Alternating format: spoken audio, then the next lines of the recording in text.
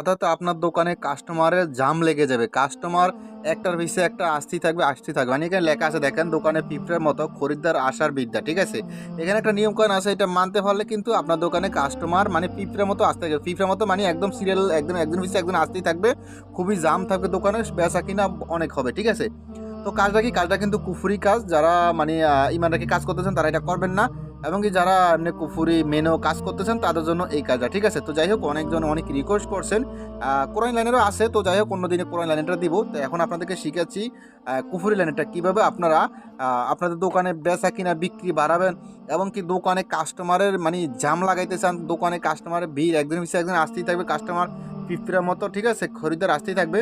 তো যাই হোক, এখানে দেওয়া আছে বিস্তারিত, আপনি দেখেন, এই দেখেন নিয়মকানুন দেওয়া আছে। আর এটা গোপন বেদ আছে। গোপন বেদটা আপনাদেরকে বলতেছি, আগে এখানে কি লেখা আছে সেটা শুনেন। এখানে লেখা আছে নিয়ম। ঠিক আছে? নিয়ম হলো, শুয়োরের খোটা চুরি করে এনে দোকানের সামনে গেড়ে দিলে দোকানে, হ্যাঁ, পিঁপড়ার মতো খরিদ্দার আসা শুরু করে দিবে। মানে মূলত কথা হলো, শুয়োরের খোটা বলতে কি, আমি আপনাদেরকে বুঝিয়ে বলি।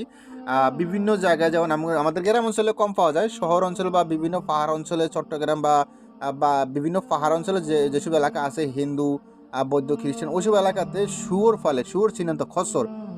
শূকর যদি না চিনেন তাহলে ইন্টারনেটে সার্চ দেবেন, ইউটিউবে গিয়ে লিখবেন শূকর কাকে বলে, মানে শুয়োর কি। তো দেখবেন শুকুরের মানে ছবি আসবে। তো একটা খচ্চর বা শুকর, বা আমি স্ক্রিনে আপনাদেরকে দেখিয়ে দিয়েছি, স্ক্রিনে যে এই ছবিটা দেখতেছেন এটার নাম হলো শুয়োর। তো অনেক জায়গায় গেলে দেখবেন যে শুয়োর অনেক লোকে মানে ফার্মের মতো গরুর খামার মতো ফালে। আবার অনেক লোকে রশি দিয়ে বেঁধে বেঁধে ফালে। যাদের কাছে দুই একটা বা তিন চারটা তারা রশি দিয়ে বেঁধে বেঁধে ফালে। আর যাদের কাছে বেশি এটা, হ্যাঁ, যাদের কাছে খচ্চর বেশি, শুয়োর বেশি, তারা এটা ফার্ম, তারা এটা একজন লোক থাকে বা দুই তিনজন লোক থাকে এগুলো দেখাশোনা করার।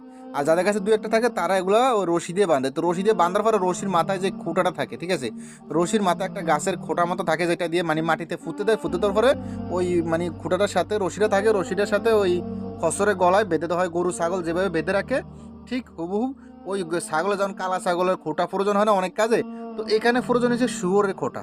ঠিক আছে? এখানে প্রয়োজন হচ্ছে শুয়োরের খুঁটা। ঠিক আছে? তো শুয়োরের খুঁটাটা আপনি চুরি করে আনতে হবে। ঠিক আছে? শুয়োরের খোঁটাটা চুরি করে কখন আনবেন সেটা শুনেন।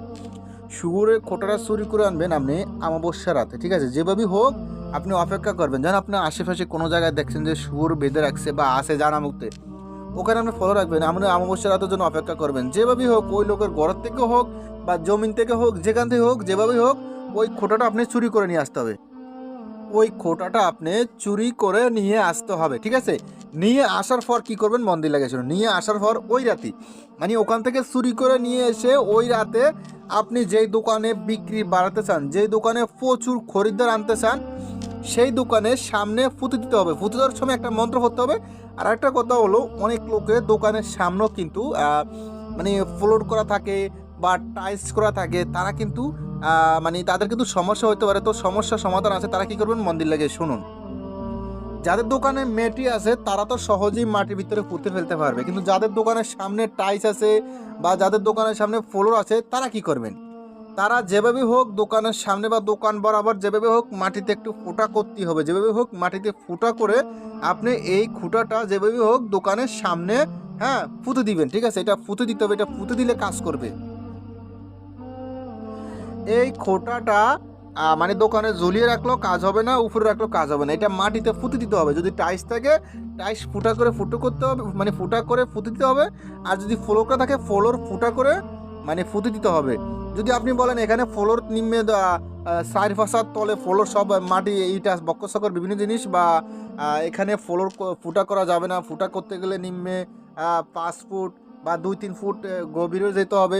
প্রয়োজন হলে আপনি 1 বিঘা ফুটো করবেন, ড্রিল মেশিন দিয়ে প্রয়োজনে 1 বিঘা ফুটো করবেন। ওই ফুটাটা করে আপনি খুঁটাটা ওর ভিতরে ঢুকিয়ে দিয়ে উপরে ঢালাই দিয়ে দিবেন। আরেকটা কথা হলো, আপনি তো সাথে সাথে আর ফুটো করতে পারবেন না।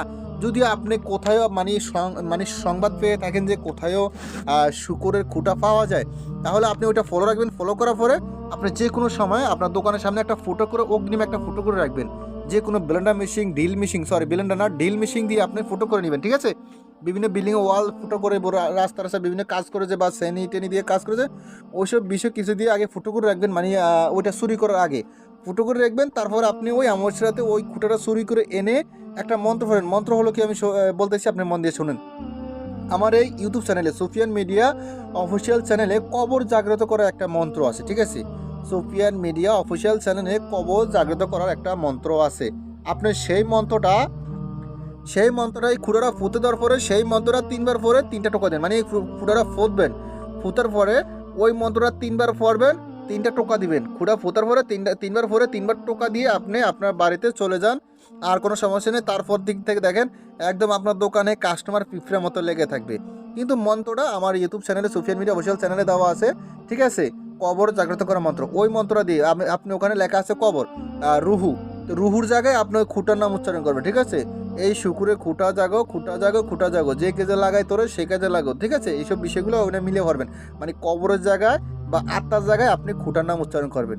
তো যাই এই মিলে করলে আপনার দোকানে খরিদ্দার পিঁপড়ের মতো হবে। আর এই আমলটা দিয়েছি আপনাদেরকে তান্ত্রিক অগরিক কালাজাদুর শক্তি, ঠিক আছে। তান্ত্রিক অগরিক কালাজাদুর শক্তি সেই বইয়ের পিডিএফ ফাইল থেকে এই আমলটা দেওয়া হয়েছে আপনাদেরকে। দেখেন, যদি এই পিডিএফ ফাইলটা আপনাদের কারো প্রয়োজন হয় ইমো হোয়াটসঅ্যাপ নাম্বার যোগাযোগ করবেন। এই পিডিএফ সম্পর্কে আরও বিভিন্ন ভিডিওতে বিভিন্ন কথা বলা আছে, কী আছে না আছে এই পিডিএফের ভিতরে, কোন ধরনের আমল আছে, কোন ধরনের নকশা আছে, সেই বিষয়ে ভিডিও দেওয়া আছে। আপনারা সেই ভিডিওটা দেখে নেবেন যদি এই পিডিএফটা প্রয়োজন হয়। আর এটা কিন্তু সরাসরি বইও পাওয়া যায়, এখন বর্তমানে বই আছে, যাদের বই প্রয়োজনে তারাও ইমো হোয়াটসঅ্যাপ নাম্বার যোগাযোগ করবেন।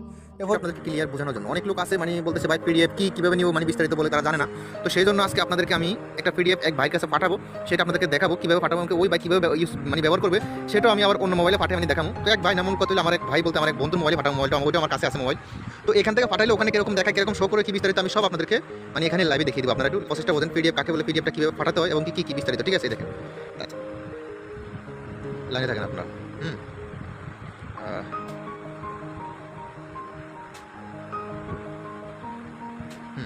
দেখেন, যেমন এই পিডিএফটা আমার এক ভাইয়ের কাছে আমি পাঠাবো, ঠিক আছে।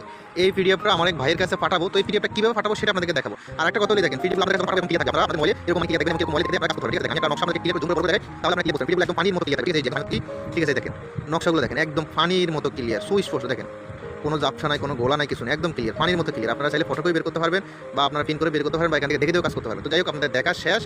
এখন আমি পিডিএফটা পাঠাবো, ঠিক আছে। এখন ওনার কাছে আমি পিডিএফটা পাঠাবো। তো কীভাবে পাঠাবো, যেমন আপনার কাছে পিডিএফটা পাঠাবো আপনার মতো, ঠিক আছে। দেখেন এখানে যে পাঠান ক্লিক করলাম, আমি বাংলা করে দিয়েছি আপনাদের বুঝতে মানে সুবিধা হয়। এই মুখ, ঠিক আছে, এই মুহূর্তে পাঠাবো আমার এক ভাইয়ের কাছে। তো যেমন এইটাতে পাঠাবো, এই মুহূর্তে ক্লিক করছি, হ্যাঁ এটাতে চলে যাবে। তো যাই হোক, এটাতে দেওয়ার পরে এখানে টেক্সিন আসবে, কীভাবে যাবেন কীভাবে রিসিভ করেন আপনারা বিস্তারিত দেখেন ভালো করে আগে।